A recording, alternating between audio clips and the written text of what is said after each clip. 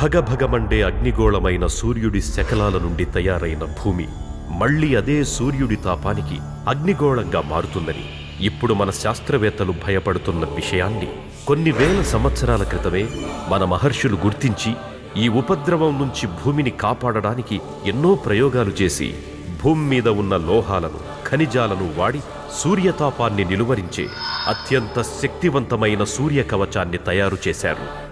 దీనిని భూమధ్యరేఖపై ప్రతిష్ఠించాలి కనుక ఎన్నో వ్యయ ప్రయాసలకు ఓర్చి ఎన్నో ఒడిదుడుకులను భరిస్తూ చివరకు ఆఫ్రికా ఖండంలోని భూమధ్యరేఖకు చేరుకొని అక్కడ నివసిస్తున్న ఓజో అనే ఆటవిక తెగ వారికి అప్పగిస్తూ ప్రతి సూర్యగ్రహణం అనంతరం వెలువడే తొలి సూర్యకిరణాలు ఇక నుండి ఖచ్చితంగా దీని మీద పడాలని, ఏ ఒక్క సూర్యగ్రహణానికి అది జరగకపోయినా ఈ భూగోళానికి జరగబోయే విపత్తు చాలా దారుణంగా ఉంటుందని ఆ సూర్యకవచం విశిష్టతను తెలియజేశారు.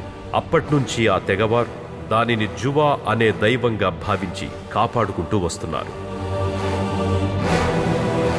మన శాస్త్రాల ద్వారా ఈ విషయాన్ని తెలుసుకున్న ఓ రష్యన్ జనరల్ ఖత్రోచి కన్ను ఈ జువాపై పడింది. దానినెలాగైనా కాజేసి భూమి మీద విధ్వంసం మొదలవగానే సొల్యూషన్ తన చేతిలో ఉంచుకొని అన్ని దేశాల మీద అధికారం చెలాయించాలని ఆశపడ్డాడు. ఈ నేపథ్యంలో ఒకరోజు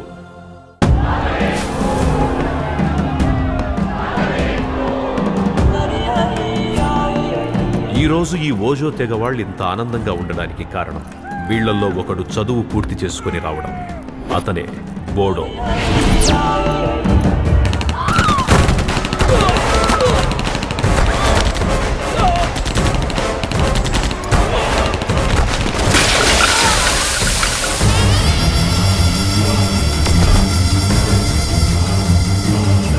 Bring that jewel!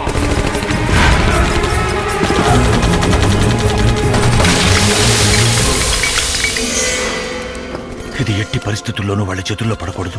అది ప్రపంచానికి ప్రమాదం. సూర్యగ్రహణం వరకు దీన్ని కాపాడే బాధ్యత నీది.